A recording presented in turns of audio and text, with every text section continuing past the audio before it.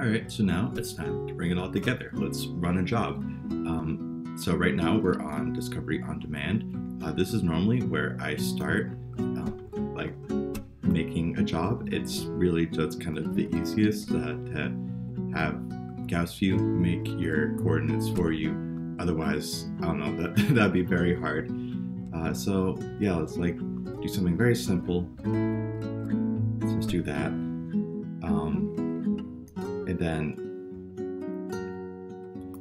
yeah, it seems really counterintuitive that like I just taught you how to do all this manually through the terminal, but it's for the best that you know how to do both, because you might go back and realize that you did something wrong, and it's just good to understand what you're doing on Gauss View and how it affects everything else. So now let's just flip over to,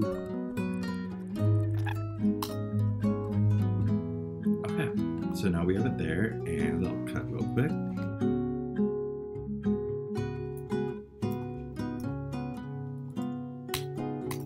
Okay, so here we are, our test.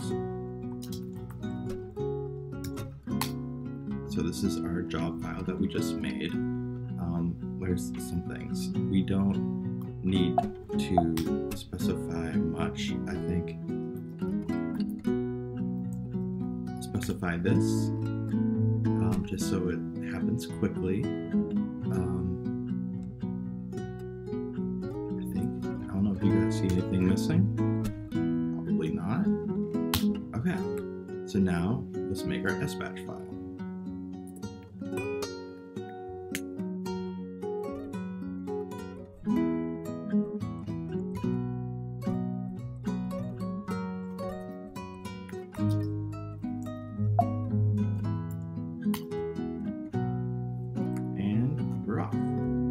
So in the last clip you just saw, I made a typo that you might have caught where I said bin/batch instead of bin/bash, and batch is not the language that this SBatch file is written in, and so it got confused, but I want to show you the clip of how I troubleshooted the issue and realizing that I made this mistake and going back and fixing it.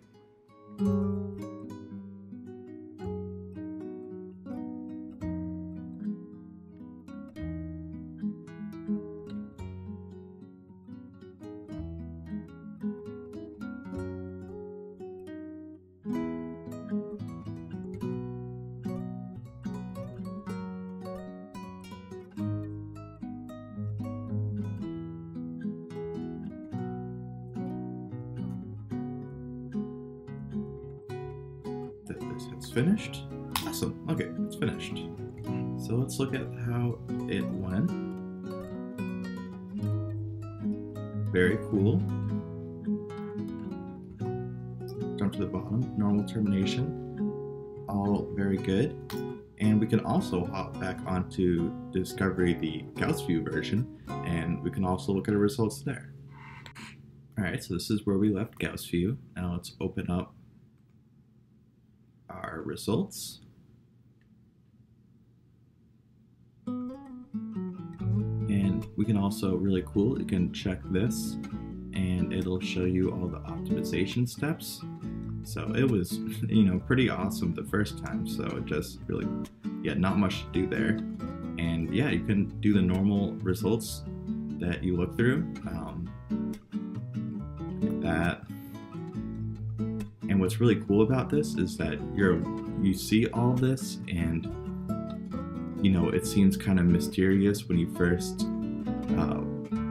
do this in PChem and you don't understand what's going on. But at least for the log information or everything that you can view when you open up the log file, this is all accessible through terminal as well. Like if I pull up, for example, at optimization, you can see that it started off at -40, 5128, and then it dropped down to 5146.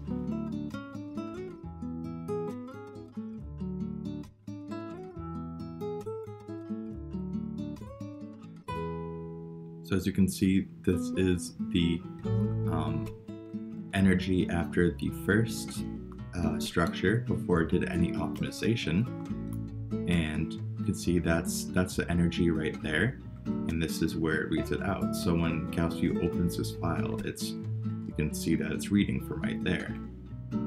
And then after there, you can see how it does each step. You can see that it looks at all of the calculated forces between atoms, see if they have converged, see how much